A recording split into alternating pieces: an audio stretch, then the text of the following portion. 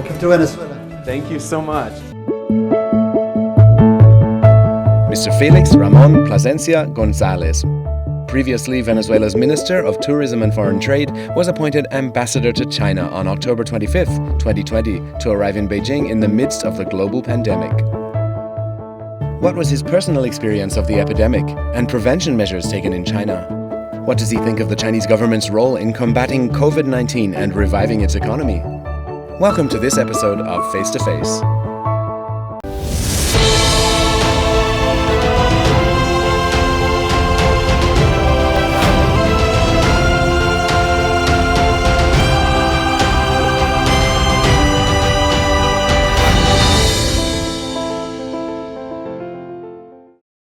You arrived to your posting here in Beijing in October 2020. That means it was in the midst of a global pandemic. So what impression do you have of Beijing during that time? And also, I believe that you visited Wuhan in the very recent past. How did that city compare to your expectations? You know, in Venezuela, we're working against the pandemic with the assistance of Chinese government. We have an important alliance and relationship. And since the very beginning, medical equipment and doctors from China came to us to give us advice and assistance. So from back home, I knew a lot about what is the situation in China, how much good they're doing, how well they're working against the pandemic. But still, as you mentioned it, I was amazed when I first came to Beijing, working towards the pandemic, the use of the QR code to go everywhere, the protocols to protect ourselves, to protect our life, to protect our health. And I think it's a great example for the rest. I went to Wuhan, as you mentioned. First of all, it's a beautiful, amazing city with a great history. History has to come with the times of the beginning of the Communist Party and Chairman Mao there in Wuhan. The beauty of the river, the beauty of the architecture of the city, but also how it's thriving. Today you see a thriving city. We went to the hospitals, we went to the places where the big research is being done, and I was amazed by the technology, how modern everything look, and it seems to be very, very well put in place, and the way they managed to organize a large, big, huge city and control a terrible pandemic from the very beginning. We feel very well taken care of in China, and we're learning a lot from that back home, and we're applying a lot of their strategies back home. This pandemic made a few people realize just how advanced that city is. Before you think it's just another provincial capital, but in fact they had a lot of technology, a lot of the high level biological research, of course, and a lot of things like this. People started to talk about it, and I think that a lot of people in China were confident from day one. Wuhan would get through this and they would come out stronger, and they've been proven right. And they did, and we're very happy to hear that, because it's good for the world, it's good for China, it's good for everybody. About your experience coming in during the pandemic quarantine for 14 days, that's very tough for everybody, I'm sure. How did you get through that? Well, good. I was keep on working. I came from back home, and before coming here, I was Minister for Tourism and Foreign Trade. So I was still engaged in many, working on the transit from leaving the office to the new people, my colleagues there, all good friends. So I was engaged in business and working with my people back home, but also getting to understand about my responsibilities in China and in contact with my people, our diplomats at the embassy. So it was a working whole day with some time for some exercising and a lot of time to enjoy and get used to introduce myself to Chinese food. So it was good. It's not easy. You have the feeling that you need to be out there, but when it's the need to keep quiet and at home to protect yourself and not to expose the rest of the people is what we have to do. It's a good lesson. It's a great experience, and I cherish those days. Okay, yeah, I think if you understand the meaning of it and how important it is for the society, it's easier to put yourself through something like that. Absolutely. Yeah. Okay, so it's well known that Venezuela was the very first country in the world to accept delivery of Chinese-made vaccines. So congratulations to that, of course. And up until today, there's more and more countries and regions that are taking advantage of Chinese vaccines and also anti-epidemic supplies and also the experience of the Chinese people and the experts in pandemic response. So how would you appraise the level of responsibility taken by the Chinese government in terms of the pandemic response and also the revitalization of the economy here? First of all, since you mentioned that, we have to use the opportunity that you give me to thank the Chinese government for their support. And they've been very helpful, with not just Venezuela, with many countries in Latin America and around the world to provide vaccines. The pandemic is affecting everybody, and we're working hard against this and trying to cope with the whole situation. We've done it back home with the support of China. We can presume, we can show off today figures that are telling us that the situation in Venezuela is stable, is better. China is doing fantastic. You can see it. I saw it in Wuhan, but not just Wuhan. I've been all around the country. I've been in Xinjiang, I've been in Guangzhou, I've been in many places in Shenzhen, I've been around in Macau.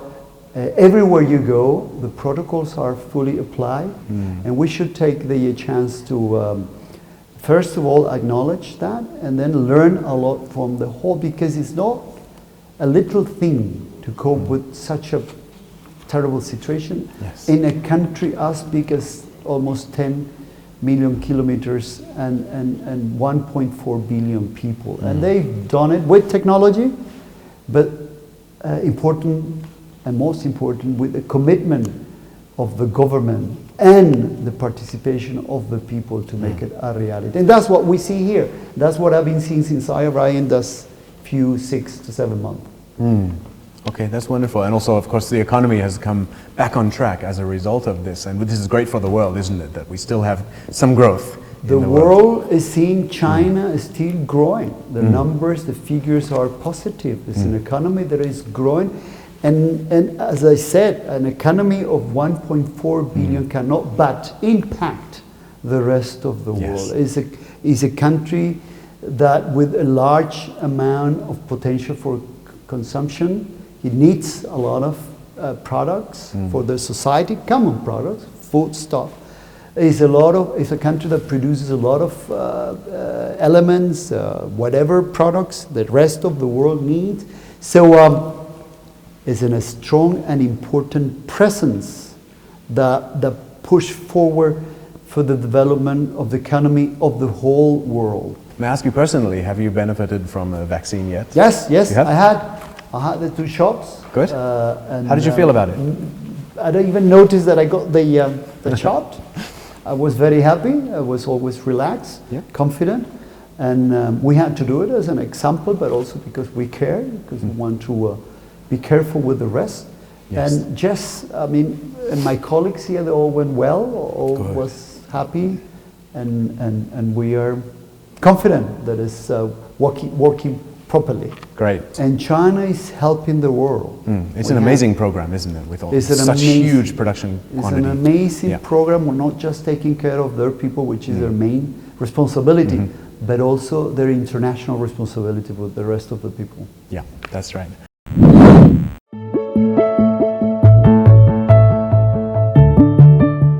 Ambassador Plasencia paid tribute to Mao Zedong at the ambassadorial residence in Beijing, holding an unveiling ceremony for a sculpture of Chairman Mao. What are his thoughts on the chairman? What special wishes would the ambassador like to share on the centenary of the founding of the Communist Party of China? And what are the opportunities for further cooperation between China and Venezuela? Welcome back as Face to Face continues.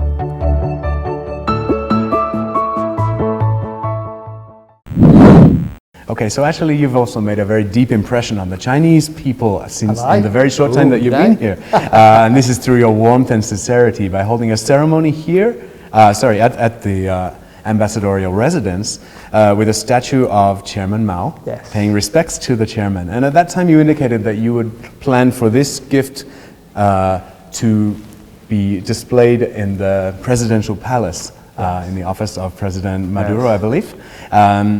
And so how would you describe, from your point of view, Chairman Mao in terms of his influence on the Communist Party of China? And also, could you discuss your general views on the CPC and the 100 years of its existence? And finally, could you offer a message of congratulations or best wishes and talk about the future that you would like to see for this country? Congratulations for the Communist Party 100 years anniversary. It's very important. They've done a lot for China and for its people and for the world. You know, Chairman Mao make it a successful path to be the leader of a future, a modern society, modern country, and the results are seen today. The evolution of this country from a medieval state to a modern society and having the commitment of the Communist Party. This is a society with a history larger than 5,000 years old. But in the last century, in the past century, and what they achieved in the times of existence of life of the Communist Party, they became a modern society that is adapting daily to the movements of the world. That's why we have President Xi later on proposing a road and belt for the world. And now we have the celebration of the 100th anniversary of the Communist Party. I'm sure it's going to be a magnificent celebration this year. We're going to be part of that. We're going to cherish their moment. We're going to share with them the celebration because we are very happy back home about all the accomplishment. And I'm sure there's much more to come. There's a bright future. And the Communist Party leading there, and the presence always and the example of Chairman Mao in the past will always lead a very good way forward. If we talk about the ceremony that you held, what inspired you to do that? And can I ask, where did you get this statue? You know, the statue is being created by a great Chinese artist whom is a painter and also a sculptor. And he's done many sculptures. He's done the sculpture of Simón Bolívar, a national hero, and many other heroes in the world. Mandela is part of his great collection. When I came to see him last at the Museum Jintai, I saw the statue of Chairman Mao, and I thought, this is amazing. I think President Maduro at the presidential palace in Caracas deserved to have the presence of Chairman Mao as a good tool for his commitment to build up a great society back home. It is for the palace, for the president, and a message of solidarity and integration and friendship between people. So it's a gift from the professor, whom is very kind, is a good friend. Also that painting there by Bolívar is by him, that he offered to us. He's committed to friendship between our two countries. And we're very happy and we're very honored to have it here with us for the time being. Yeah, I've seen a picture, it's very beautiful. It's on its way. We're waiting for the pandemic to make it easy for us to take it to Venezuela, where it has to be at the presidential palace. Well, I look forward to the news report when it is. We'll let you know. Right there in the palace. We'll maybe invite you to come and join us on the trip there. That would be wonderful. Venezuela was the first country to issue its very own sovereign digital currency. Petro. Something, yes, very, very modern, and it's something that China is working on as well, of course. And in this area, and also under the general Belt and Road framework, what opportunities do you think exist for future cooperation between these two countries? All opportunities. Venezuela should be the epicenter of Road and Belt in the Americas, not just Latin America and the Caribbean, but in the whole continent. Wow. Because of a strategic geographical position, because of our many resources. We have the largest oil reserve on Earth. We have one of the largest natural gas reserves on the planet. We are about to be certified #1 gold reserve on the planet, but we have plenty of water resources. Venezuela is an energy hub and is located at the north of South America, the very tip of the middle of the continent and Yes. our history of our leader and hero Simón Bolívar for integration, for cooperation. You know, Bolívar dreamt, and that's why Bolivarian Republic of Venezuela, of a unified country from up north to the south. Venezuela should be no doubt the epicenter of road and belt for China.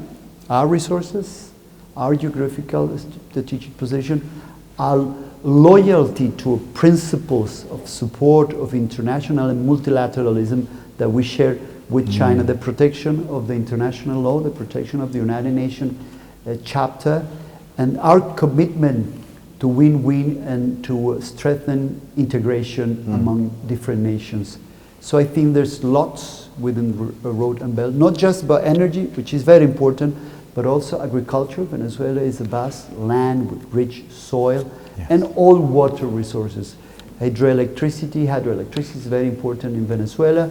We can be the epicenter of energy, and from there, you know, radiate to our neighbors, as we always done. Our neighbors, our bordering countries, Guyana, Brazil, Colombia, our island states in the Caribbean, our brothers, Trinidad and Tobago, the rest of the Caribbean states, Central America, South America, and the North, always in friendship with our brothers in North America as well. So for the Belt and Road to have such a great hub in the middle would be really beneficial for, I think, all the people. I am convinced about that. I am convinced that, as we've done it in the past with Petrocaribe, in which we supported 18 countries in Central America, in the Caribbean, with control and helpful petrol prices during the time of the petrol being above about $100 per barrel. It was impossible for different countries, for non-producing oil countries. Yes. We even supported poorish areas in cities like New York or Boston with a subsidy of the prices for the petrol, for the heating in those capitals. We even signed an agreement with London during the times of Ken Livingstone as mayor of GLA, of the Great London Authority. It is not to impose, it is not to control, it is to give aid and be present in solidarity. Yes, because we all need to do what we are capable of, and surely Venezuela is very capable of providing We are energy capable from support. our hearts, which is the main thing. And we have a mandate, historical mandate by Simón Bolívar. Yes. And we have all these resources. As President Chavez always said, we don't have the largest oil reserve on earth just for Venezuela. It is for You can use it all. everybody. It is for the Sure. world. And it has to be with the message of President Xi Jinping. It's a common society, world society, and we should all be careful and take care of the rest. The world can do with more of this kind of leadership. Absolutely, Yes, 100%.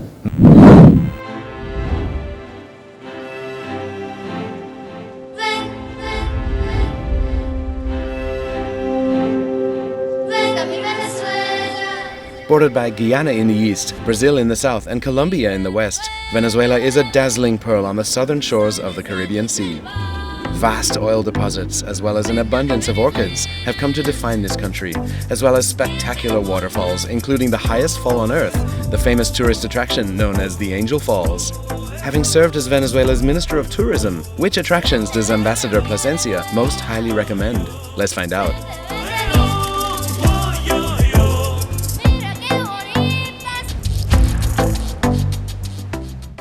This is our Wow, beautiful. Thank you, thank you. So welcome, welcome. Thank you.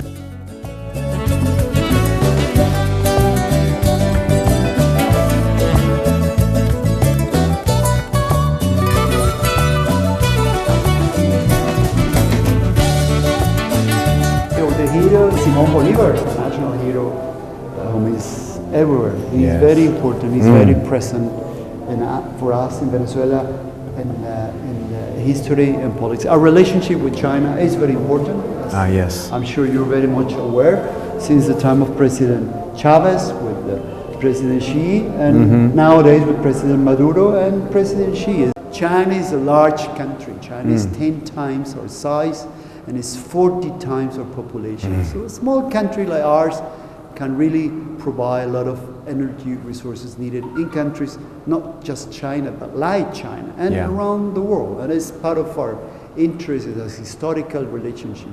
Energy business has been our business for the last 100 years. Do you ever feel when you're here, you're like an oil salesman? Well, I have to do it. What we do. It's mainly what we do, but it's not the only thing. Of course. Look at this beautiful Oh, wow. lady here. Wow, hello. She's dressed with a typical Venezuelan dress used by the women in Los Llanos. These are los diablos danzantes de Yare. And they look like a paint, but they're It's made dance. from They're paper, right? handmade, each one. Each one is completely different.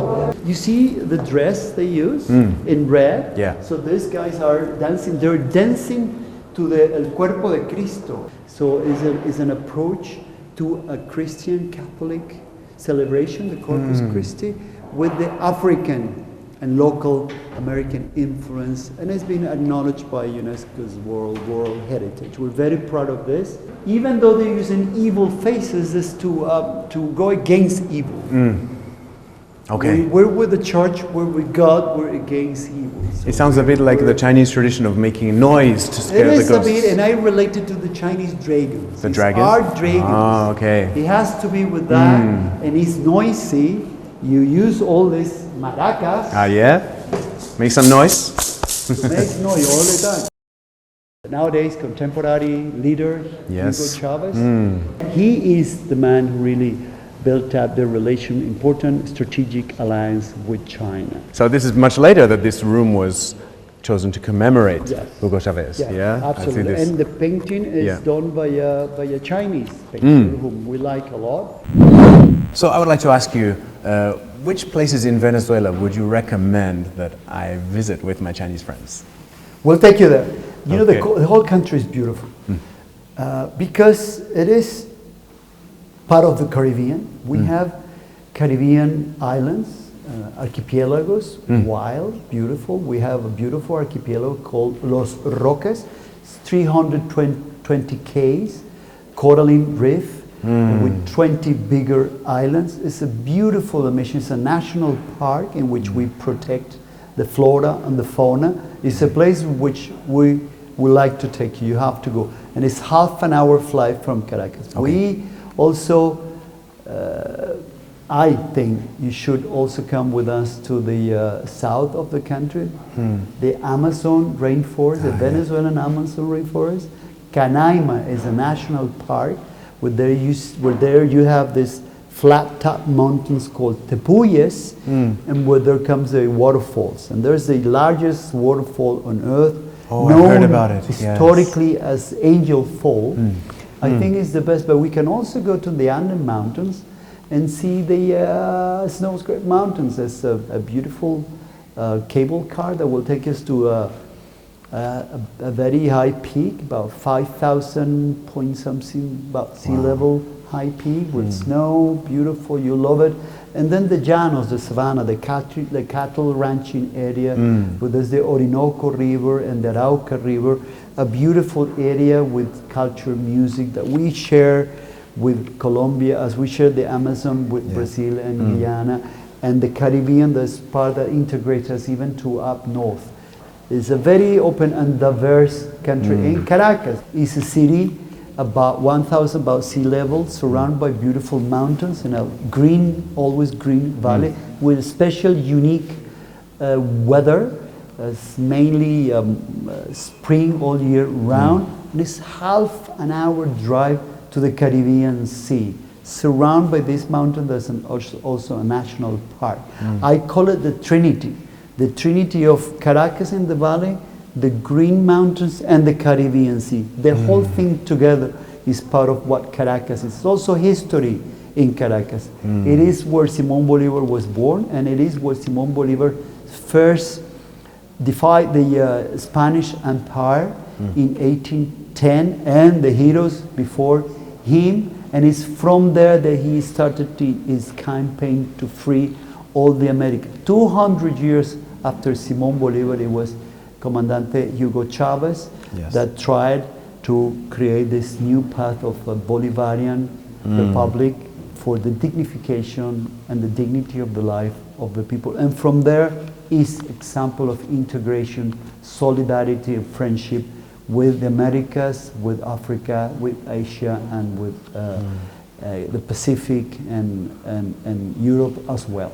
Yeah, so you could stand in the middle of the city and feel a lot of history wash over you and feel inspired. Nature, history, the academia, the mountains, and a thriving multinational city. Venezuela is a country that attracted many migrants from all around the world. A third of our total population is of foreign origin. And it's a very thriving, interesting city. You'll see the influence of the Middle East, the influence of the rest of the Americas, Portuguese cuisine, the Spanish cuisine, Italian cuisine, the cuisine that was brought by the Jewish Sepharad from North Africa, Moroccans that came to Venezuela. More than 500,000 Venezuelans of Chinese origin in the history. They came to live in Venezuela. Today, many generations, third or fourth generation of those Chinese that first came, but today they're coming and going. Some of them keep their business there and have their kids coming here for studying, and they're coming and going. We work with them all the time. They mainly came from Guangdong. So Guangdong is for us an important region of China, as much as Xinjiang, because of its resources, energy resources, diverse society is important for us as well. In one country in Latin America, Venezuela's got more than 40 different ethnic groups that speak their own different languages, apart from the Spanish, which is the language being imposed by the colonial forces when they arrived to the Americas. Yeah, so it sounds like a wonderful place, and I'm sure I could spend a long time. You know, you had me at, I'll take you there. That's all you have to say. Greeting in Chinese to the Chinese people of the world. Tough. First of all, I have to tell that I'm committed to learn Chinese. Mandarin is very important. Since I'm here, I'm trying my best, but it will take my time, so you have to be nice with me and give me some more time, and I'll make it for sure.